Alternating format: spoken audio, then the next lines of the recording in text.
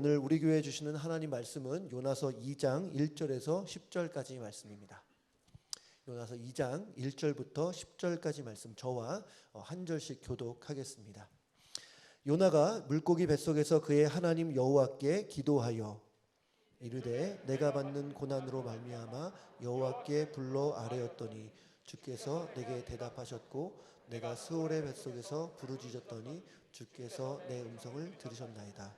주께서 나를 깊음 속 바다 가운데에 던지셨으므로 큰 물이 나를 둘렀고 주의 파도와 큰 물결이 다 내 위에 넘쳤나이다.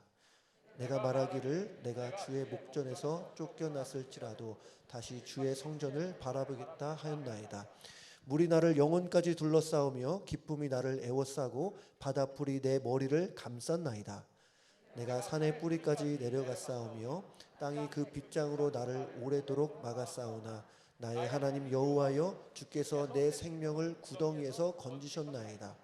내 영혼이 내 속에서 피곤할 때에 내가 여호와를 생각하였더니 내 기도가 주께 이르렀사오며 주의 성전에 미쳤나이다. 거짓되고 헛된 것을 숭상하는 모든 자는 자기에게 베푸신 은혜를 버렸사오나 나는 감사하는 목소리로 주께 제사를 드리며 나의 서원을 주께 갚겠나이다. 구원은 여호와께 속하였나이다 하니라. 여호와께서 그 물고기에게 말씀하시매 요나를 육지에 토하니라. 아멘. 잠깐 기도할게요. 은혜가 풍성하신 아버지 하나님, 여호와께서 집을 세우지 아니하시면 세우는 자의 수고가 헛되며 여호와께서 성을 지키지 아니하시면 파수꾼의 깨어있음이 헛되도다 말씀하셨습니다. 하나님, 그러니 저희는 하나님이 없으면 안 됩니다. 하나님의 은혜가 없이는 단 하루도 잘 살 수 없는 저희임을 이 시간 고백하며 하나님 우리를 도우시고 우리의 예배를 받아 주시옵소서. 거룩하신 예수님의 이름으로 기도드립니다. 아멘. 네, 이제 요나서 네 번째 시간입니다. 이제까지 내용을 조금 정리를 해보자면 요나가 먼저 하나님의 음성을 듣게 됩니다. 니느웨로 가서 회개의 메시지를 전하라. 하지만 요나는 하나님이 명하신 니느웨가 아니라 니느웨와 정반대 방향인 다시스로 향하게 돼요. 하나님의 말씀대로는 안 하겠다는 거절과 항의의 의미였습니다. 그래서 원래 가야 하는 길과는 정반대 방향으로 역주행을 했던 것이죠. 그런데 하나님께서 보고 계시지만은 않았습니다. 요나의 역주행을 멈추시고자 하나님이 풍랑을 보냈어요. 막 거센 바람이 일어나고 거친 파도가 일어나서 순식간에 배를 삼켜버릴 정도였습니다. 당시에 잔뼈 굵은 그 선원조차도 어찌할 뻔을 몰라 당황하는 그런 정도였어요. 하지만 그 와중에도 요나는 기도하지 않았어요.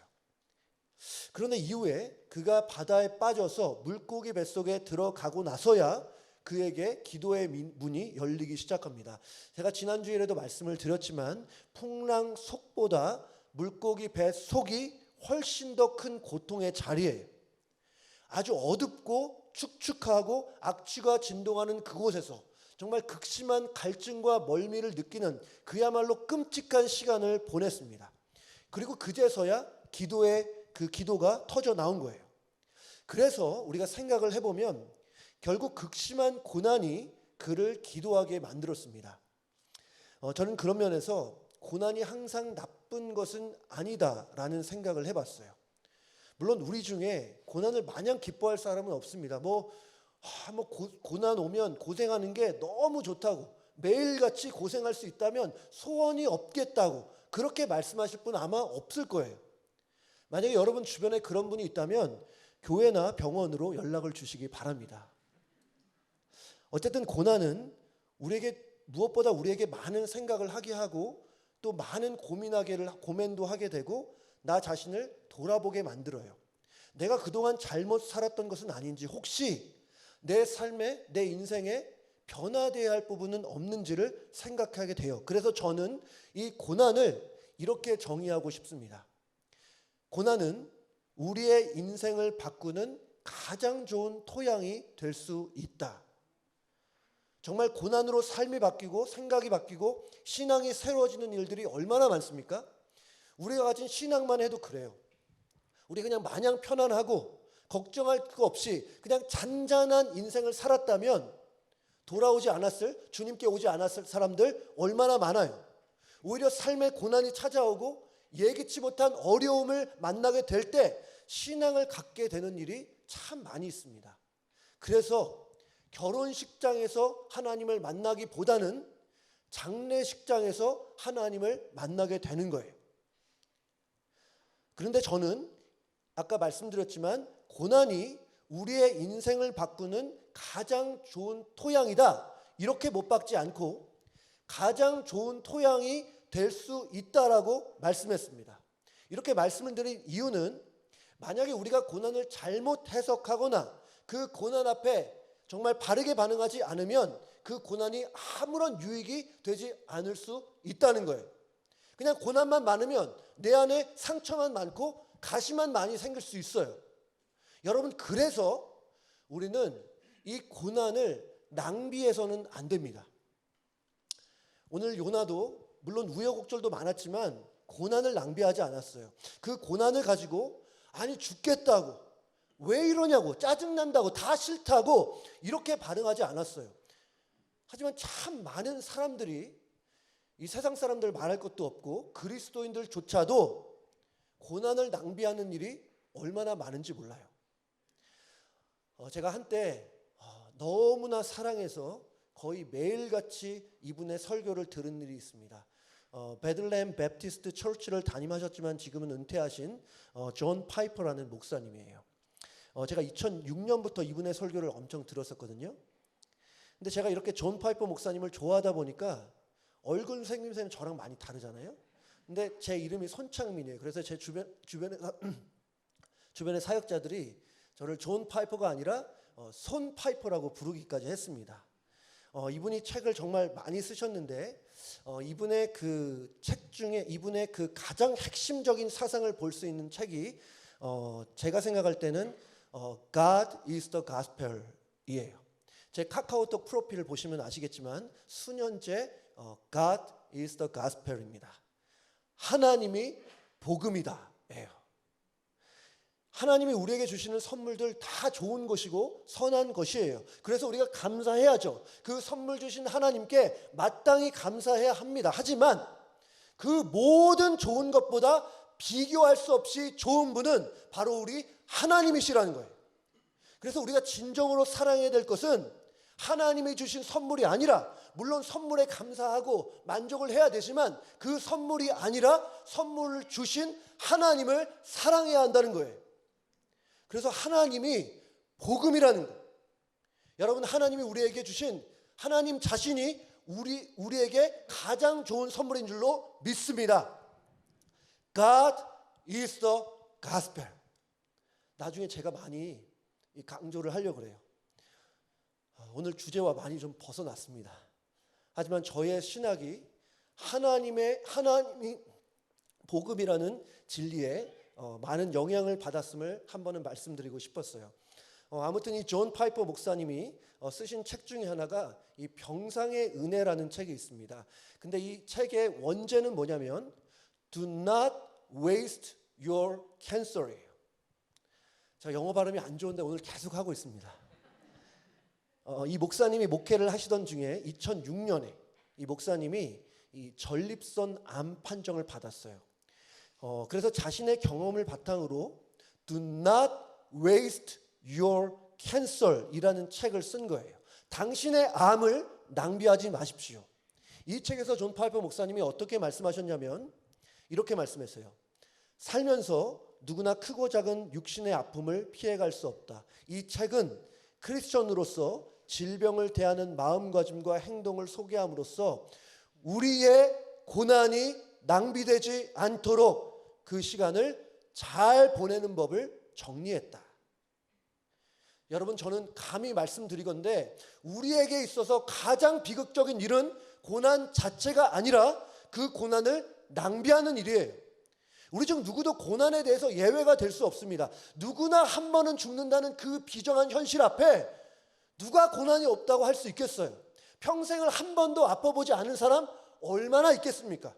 정도의 차이는 있지만 누구나가 고난의 언덕에 올라가서 눈물을 쏟아야 될 때가 분명히 있어요. 하지만 여러분, 그럴 때 신세 한탄만 하지 마십시오. 절망만 하지 마십시오. 원망과 불평으로 여러분의 소중한 삶을 낭비하지 마시기 바라요. 여러분, 우리에게 전능하신 하나님이 계십니다. 우리를 사랑하시는 하나님이 계셔요. 우리가 믿는 하나님이 우리에게 어떻게 말씀하셨습니까? 하나님을 사랑하는 자, 곧 그 뜻대로 부르심을 입은 자들에게는 모든 것이, 고난을 포함한 모든 것이 합력하여 선을 이루느니라 약속하신 하나님이세요. 하나님이 계시기에 우리의 고난도 합력하여 선을 이루기 위한 도구가 될 줄로 믿습니다. 아멘. 오늘 요나에게도 부족한 거 정말 많았어요. 아무리 봐도 제가 여러 번 말씀드렸지만 요나는 요 못된 나가 맞는 것 같아요. 사람들에게도 그렇고 하나님에게도 너무나 못됐어요. 하지만 그가 물고기 뱃속에 들어가자 그 뱃속에서의 시간을, 그 고통의 시간을 낭비하지 않았습니다. 평소에는 아예 기도할 생각도 없었을 것 같아요. 풍랑 속에서도, 그 거친 바다 속에서도 기도하지 않는 거 보면 별로 기도하지 않았던 것 같아요. 선지자라 해도 기도가 없었던 것 같아요. 그런데 물고기 뱃속에 들어가자 그의 기도의 문이 활짝 열렸습니다. 오늘 요나서 2장 1절을 보면 이렇게 말씀해요. 같이 볼까요? 시작. 요나가 물고기 뱃속에서 그의 하나님 여호와께 기도하여. 여러분 잘 보세요. 저는 이 부분이 고난이 기도로 승화되는 시점이라고 생각을 합니다. 고난이 기도로 승화가 되고 하나님의 마음이 느껴지게 되고 하나님과의 교제가 회복됐어요. 그리고 그러자 놀라운 역전의 은혜가 임하게 됩니다. 우리가 잘 알지만 요나가 3일 동안 밤낮으로 물고기 뱃속에 있은 이후에 그곳에서 나오게 되잖아요. 부활의 역사를 경험하게 된 것이고 구원의 은혜를 몸소 체험하게 된 거예요. 그리고 그 위대하신 우리 주 예수께서 요나의 표적밖에는 너에게 보일 표적이 없다고 하시면서 이 요나의 사건이 훗날 예수님 자신의 십자가 사건을 예표하는 사건이라고 말씀을 하신 거예요. 여러분, 우리 인류에게 있어서 가장 중요한 사건이 있다고 한다면 십자가 사건 아닙니까? 그 십자가 사건을 미리 몇백 년 전에 보여주고 드러내줄 수 있다면 이것은 얼마나 위대한 사건이 되었다는 것입니까? 여러분, 저는 믿어요. 정말 우리가 기도하면 변합니다. 기도는 차이를 낳아요. 아멘. 기도하면 역사가 일어날 줄로 믿습니다. 저는 우리 교회 안에, 우리 성도 안에, 제 안에 계속해서 기도의 불이 활활 타오르는 은혜가 있기를 주님의 이름으로 축복합니다. 근데 오늘 우리가 살펴보기 원하는 것은 이러한 역사와 변화를 일으켰던 기도의 내용이에요. 오늘 2장 2절부터 9절까지가 모두 요나의 기도문인데 제가 생각할 때 요나가 이 기도문을 물고기 뱃속에서 쓰진 않았을 것 같아요. 아마도 이 일을 다 지나고 나서 자신이 하나님께 드렸던 기도를 하나하나 회상하면서 기록했을 것이라고 생각을 합니다. 여러분, 하나님께 정말 간절히 기도했던 그런 일들 기억나십니까?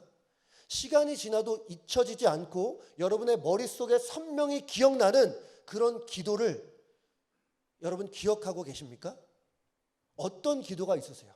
기도했는데 정말 놀랍게 하나님이 응답해 주신 그런 기도는 여러분에게 어떠한 기도였습니까? 지금 요나에겐 이 기도가 바로 그런 기도였어요.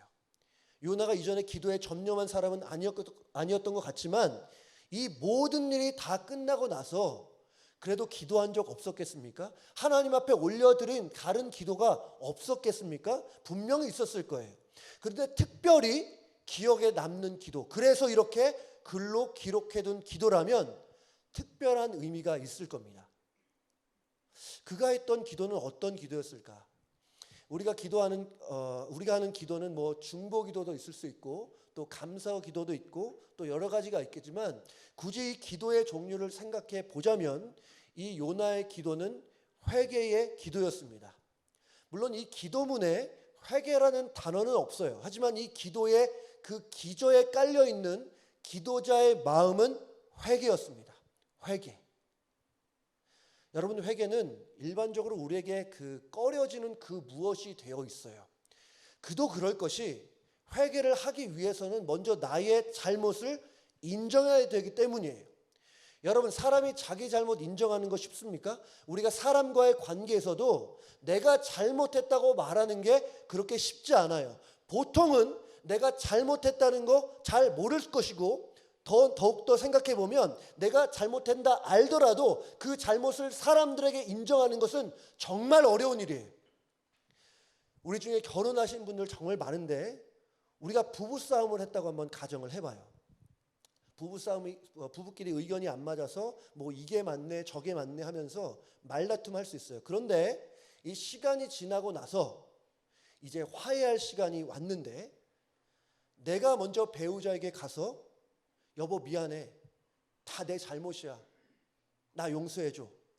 여러분, 이렇게 말하는 게 쉽습니까? 물론 내가 잘못했다고 말하는 그 사람이 진짜 잘못한 사람일 수도 있어요. 하지만 어떤 경우는 내가 잘못했다고 먼저 말하는 그 사람이 더 성숙한 사람일 수 있습니다. 그럴 만큼 내 잘못을 인정하기는 어려워요.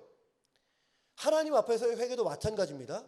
우리는 우리의 죄와 잘못을 인정하고 싶지 않은 죄된 본성이 있기 때문에 정말 회개가 쉽지 않아요. 그럼에도 불구하고 회복을 위해서는 회개가 필요합니다.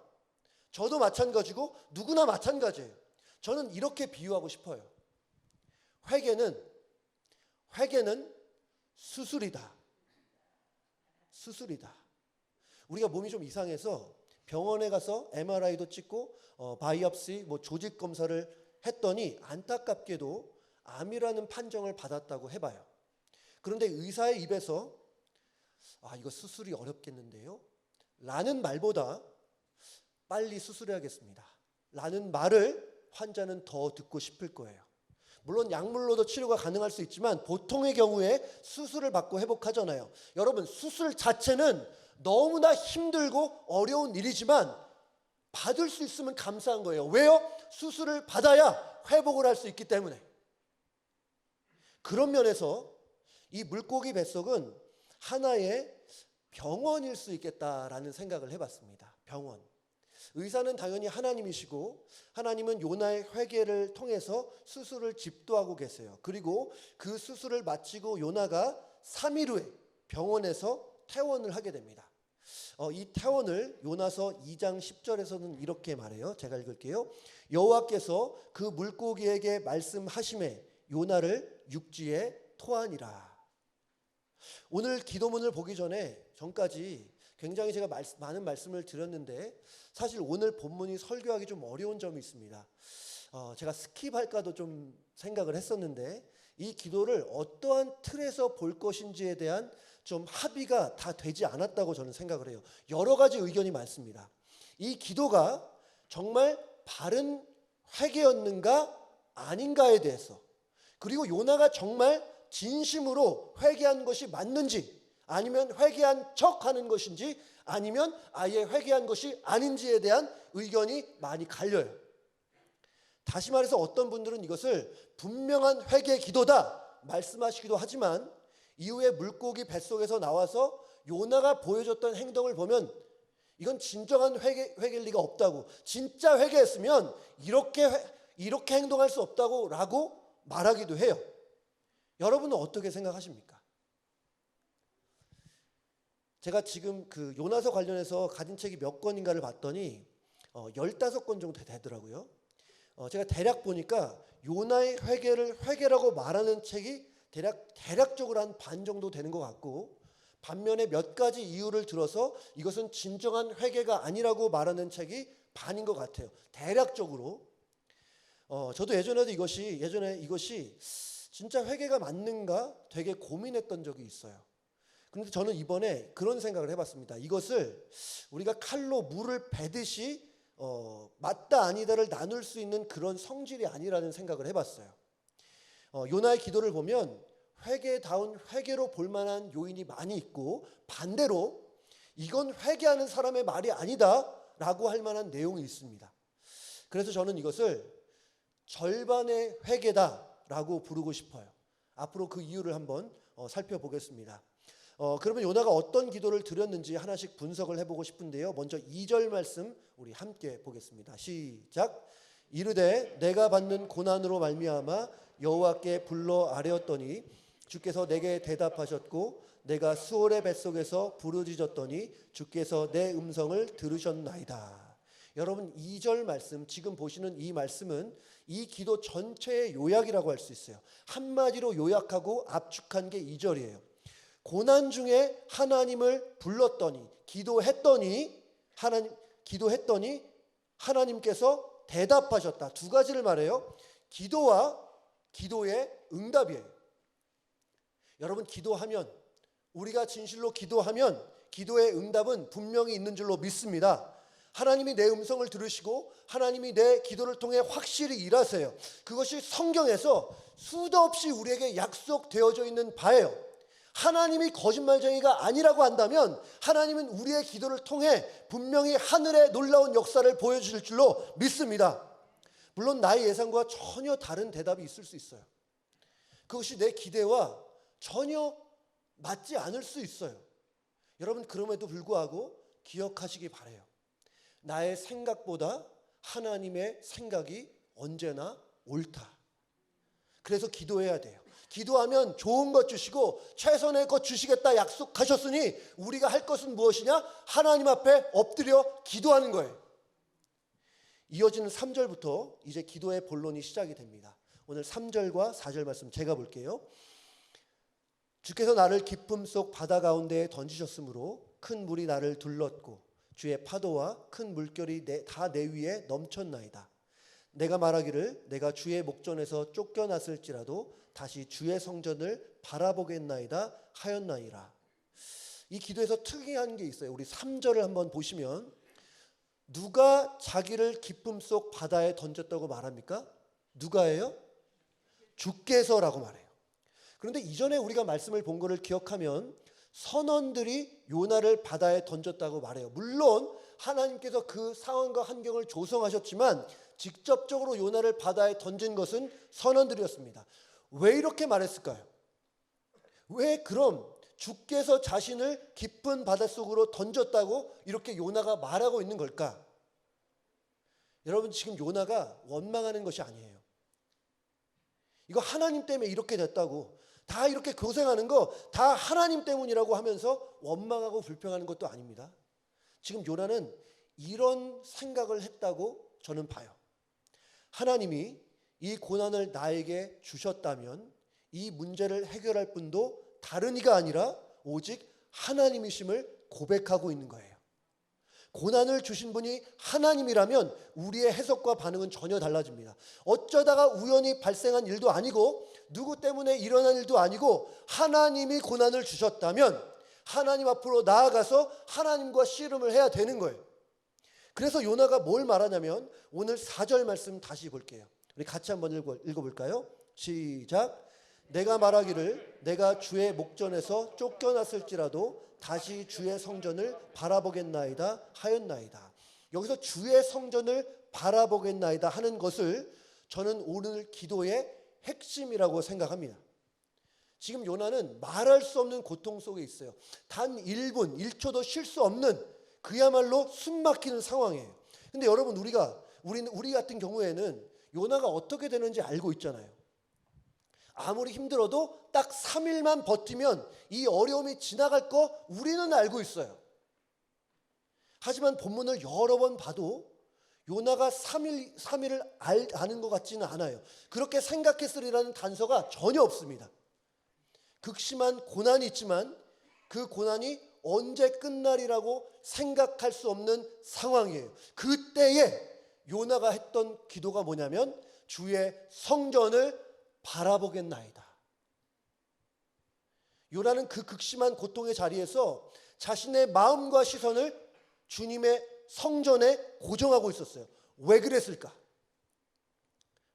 도대체 성전을 바라본다는 게 무슨 의미가 있을까요? 여러분 성전을 바라본다는 개념은 솔로몬 때에 생겼다 할 수 있습니다.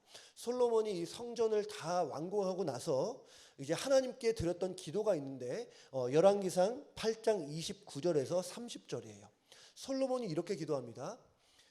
주께서 전에 말씀하시기를 내 이름이 거기 있으리라 하신 곳 이 성전을 향하여 주의 눈이 주야로 보시오며 주의 종이 이곳 성전을 향하여 비는 기도를 들으시옵소서. 주의 종과 주의 백성 이스라엘이 이곳 성전을 향하여 기도할 때에 주는 그 간구함을 들으시고 주께서 계신 곳 하늘에서 들으시고 들으시사 사하여 주옵소서.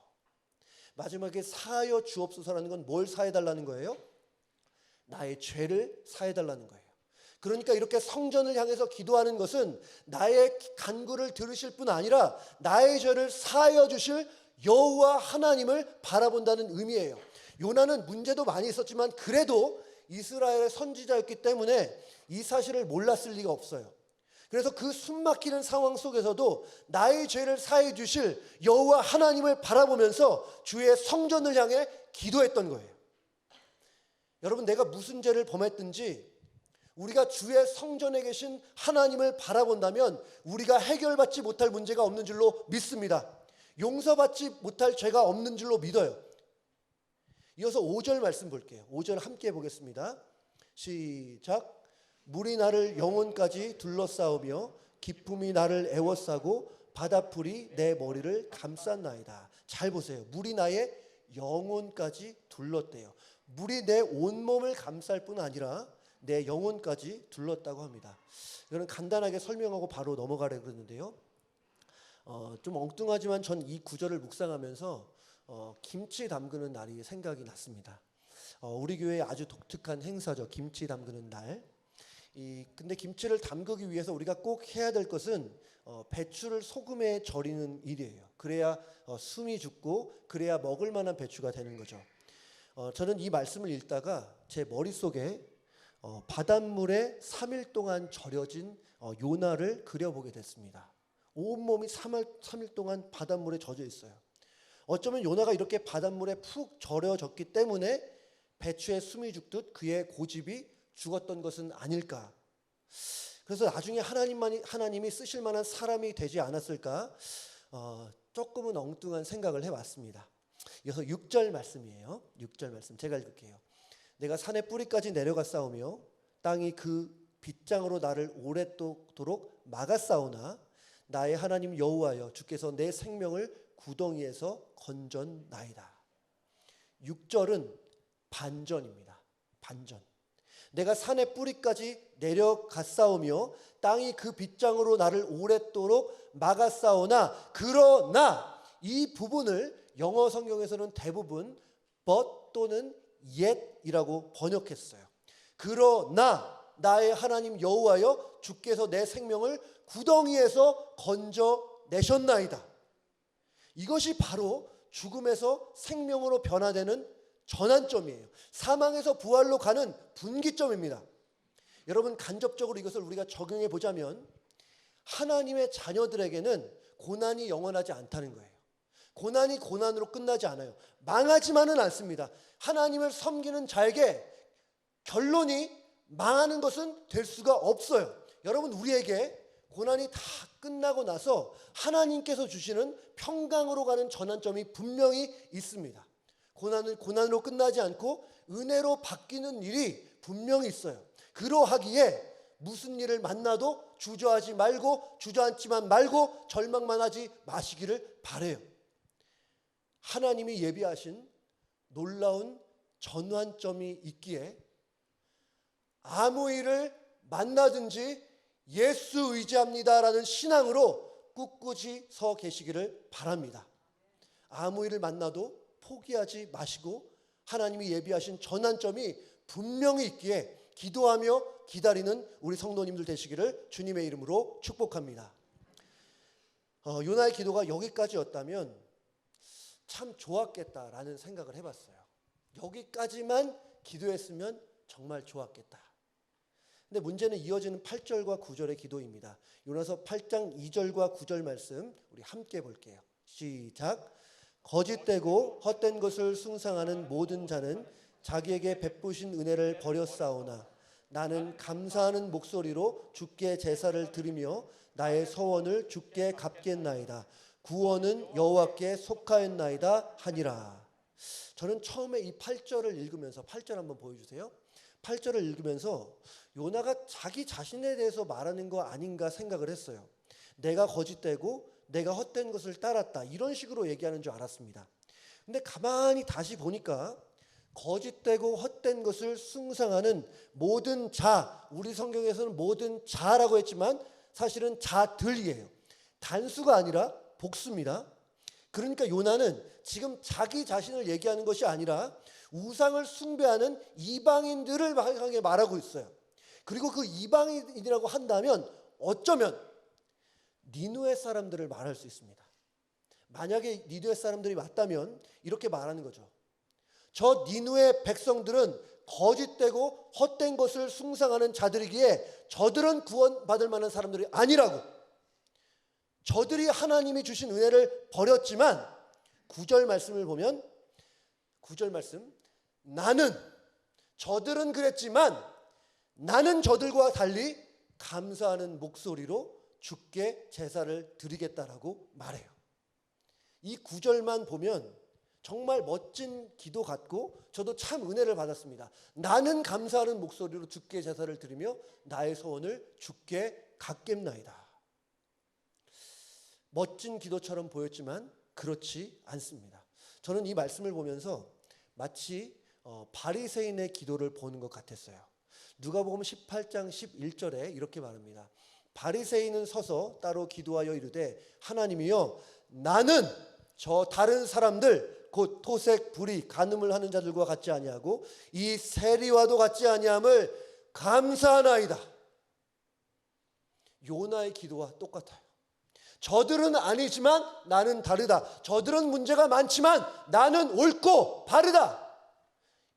여러분, 모양새는 감사이지만 사실 감사가 아니라 그 의미는 손가락질이고 비난이고 비판이었어요. 여러분, 남과의 비교 우위를 통해서 하는 감사는 진정한 감사할 수 없습니다. 안타깝게도 요나가 이렇게 기도했기에 그의 기도에는 아쉬움이 많이 남아요. 그렇다고 회개의 기도가 회개가 아닌 것은 아니지만 좀 전에 말씀드렸듯이 절반의 회개가 된 거죠. 그럼 마지막 질문. 그러면 이런 회개라면 우리가 해야 할 것인가? 이 정도면 그냥 차라리 하지 않는 것이 낫지 않을까라는 질문에 답을 하고 설교를 마치려고 합니다.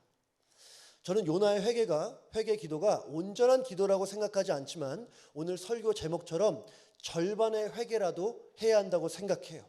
회개가 좀 부족해도 100% 다 하지 못하다 하더라도 회개는 해야 하는 거예요.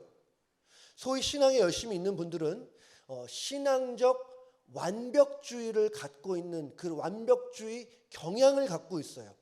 저도 이전에 청년 때 그런 면이 좀 있었습니다. 정말 100%의 순도 100%의 회개, 정말 하나님께 모든 것을 드리자, 이런 것을 신앙적 완벽주의라고 부를 수 있습니다. 제가 이게 실제로 이렇게 쓰이는 말인지 모르지만 그렇게 한번 제가 지어봤어요.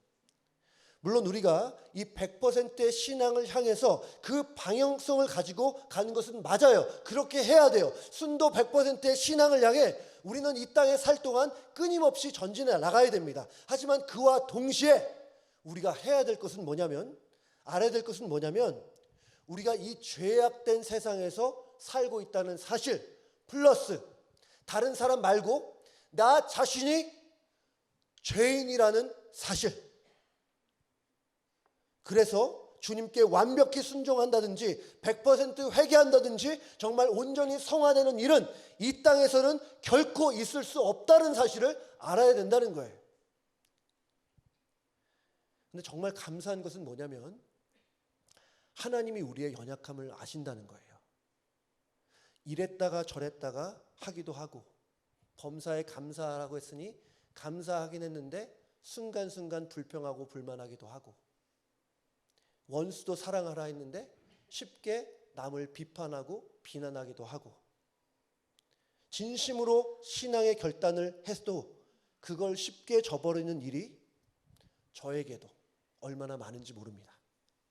근데 정말 감사한 것은 뭐냐면 비록 부족한 신앙이라 하더라도 정말 하나님 앞에 정말 너무나 부끄러운 신앙이라 하더라도 어떻게 해서든지 주님을 붙들려는 그 마음 자체를 주님이 소중히 여기신다는 사실이에요.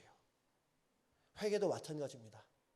우리가 오늘 요나처럼 절반의 회개를 한다 하더라도 하나님이 나는 그거 못 받아라고 말씀하시지 않으세요. 오늘 요나의 회개를 하나님이 받아주셨어요. 분명한 증거가 있어요. 여호와께서 그 물고기에게 명하여 요나를 육지에 토하게 하셨습니다. 하나님이 기도를 들으셨다는 분명한 증거예요. 부족한 회개였지만 하나님은 그것도 귀히 보셔서 놀라운 구원과 부활의 은혜를 경험하게 하셨다는 거죠. 주님이 사랑하시는 성도 여러분, 회개는 수술입니다. 우리를 죽이기 위한 수술이 아니라 우리를 살리기 위한 수술이고, 또한 새로운 출발, 회복을 향해 나아가는 유일한 길이에요. 우리가 고난 중에 있을 때 그 고난을 낭비하지 않고 우리 자신을 돌아보고 회개할 날이 있다면 회개했으면 좋겠어요.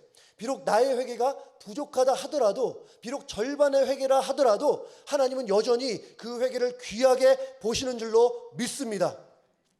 제가 설교할 때도 종종 말씀을 드렸었고, 또 제가 신학교를 졸업하고 나서 우리 주변에 있는 동료 사역자들에게 또 제 아내에게 종종 하는 말이기도 해요. 제 설교의 첫 번째 청중은 여러분이 아니라는 거예요. 저의 첫 번째 설교의 청중은 저 자신입니다. 저도 하나님 앞에 나아가서 제 자신을 돌아보고 앞으로도 계속해서 회개의 기도를 올리려고 해요. 그리고 우리 성도님들도 함께 동참해 주시기를 부탁드립니다. 그렇게 우리가 회개의 수술을 잘 마치게 되면 하나님께서 놀라운 회복과 구원의 은혜를 베풀어 주실 줄로 믿습니다. 아멘. 함께 찬양하겠습니다.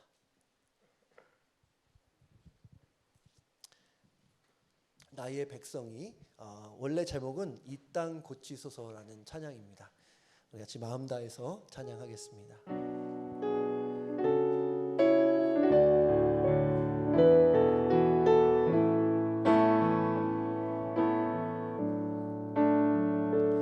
나의 백성이 다 경비하여 내게 기도하며 나의 얼굴을 구하여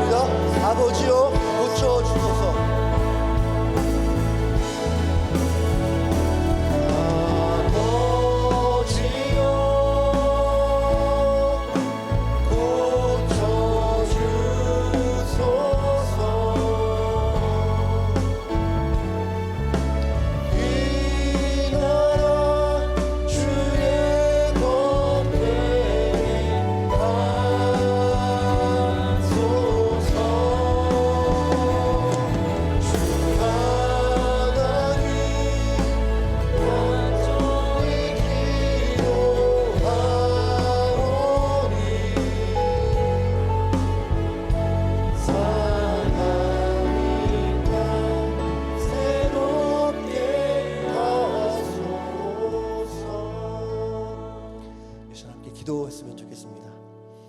방금 찬양한 것처럼 하나님 아버지 고쳐달라고, 정말 상하는 이 땅 새롭게 되게 해달라고 하나님 앞에 기도로 나아가 하나님이 하시는 역사를 보고 하나님이 주실 회복을 기대하여 정말 주님 앞에 무릎으로 나아가게 해달라고, 우리가 삶 속에서 어떠한 고난을 당하든 무슨 어려움을 만나든 그 고난을 낭비하지 않고 허비하지 않고 기도로 나아가며 부족한 회개라도 절반의 회개라도 하나님 앞에 올려드림으로 하나님이 보이실 새로운 역사를 기대하며 기다리게 하여 주시옵소서. 우리 주여 한번 외치면서 기도하기를 원합니다. 주여,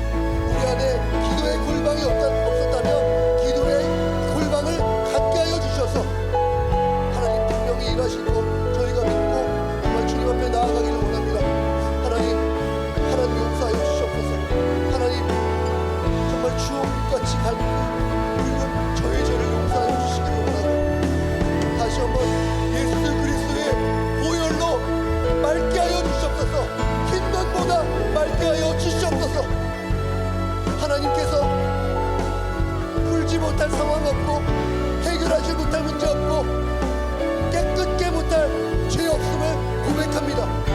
하나님, 우리의 기도를 들어주셔서, 우리의 회개의 기도를 들어주셔서 다시 한번 주님 앞에 하나님이 하셨다, 하나님만이 하셨음을 고백하는 그런 회개의 역사가 일어날 수 있도록, 그래서 사람이 아니라 누가 아니라 하나님만이 영광 받으실 수 있도록 하나님의 영광을 향한 하나님의 열정을 우리의 가슴 가운데 하나님 회복시켜 주시옵소서. 하나님의 영광을 향한 열정이 다시금 일어나 주님의 영광이 사라져가지 않을 수 있도록 하나님 도와주시기를 원하고, 우리의 예배를 통해, 우리의 말씀과 우리의 기도를 통해 예수 그리스도의 얼굴에 있는 하나님의 영광의 빛을 우리 가슴에 비추어 줄 수 있도록 하나님, 그래서 정말 주님으로 살고 주님으로 부활과 구원의 은혜를 경험할 수 있도록 아버지 도와주시옵소서. 다 같이 자리에서 일어나셔서 우리 한 번 더 찬양했으면 좋겠습니다.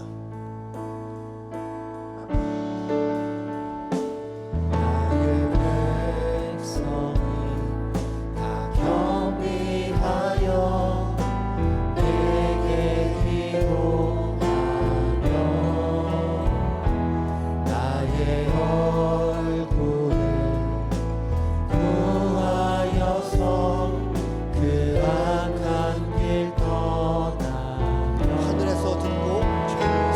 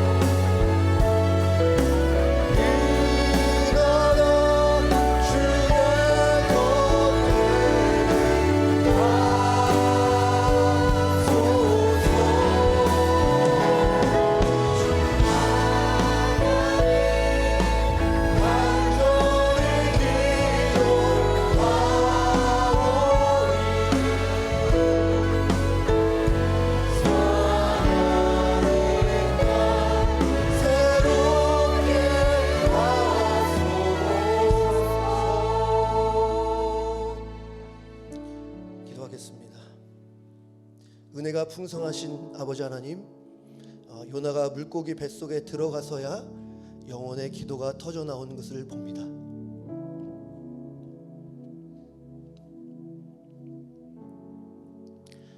하나님, 우리가 어떤 고난을 당하든지, 우리의 인생길에 어떠한 장애물을 만나든지 그 고난을 낭비하지 않게 하여 주시옵소서. 우리에게 고난이 영원하지 않고 하나님이 주시는 은혜의 전환점이 있음을 기억하고 기대하며 기다리며 하나님 앞에 기도하게 하여 주시옵소서. 회개할 것을 하나님 앞에 회개하며 다시 한번 새롭게 될 수 있도록 우리에게 은혜 베풀어 주시옵소서. 하나님, 저를 용서하여 주시옵소서. 하나님의 놀라운 역전의 은혜도 경험케 하여 주시옵소서. 오늘도 마음을 다해 귀한 예물 정성껏 주님 앞에 올려드리오니 받아 주시옵소서. 이제는 우리 주 예수 그리스도의 은혜와 하나님의 사랑하심과 성령님의 교통하심이 고난을 낭비하지 않고 고난을 회개의 기도로 승화하여 하나님이 주시는 회복을 소망하는 우리 모든 성도님들 머리 위에 이제로부터 영원까지 함께 있을지어다. 아멘.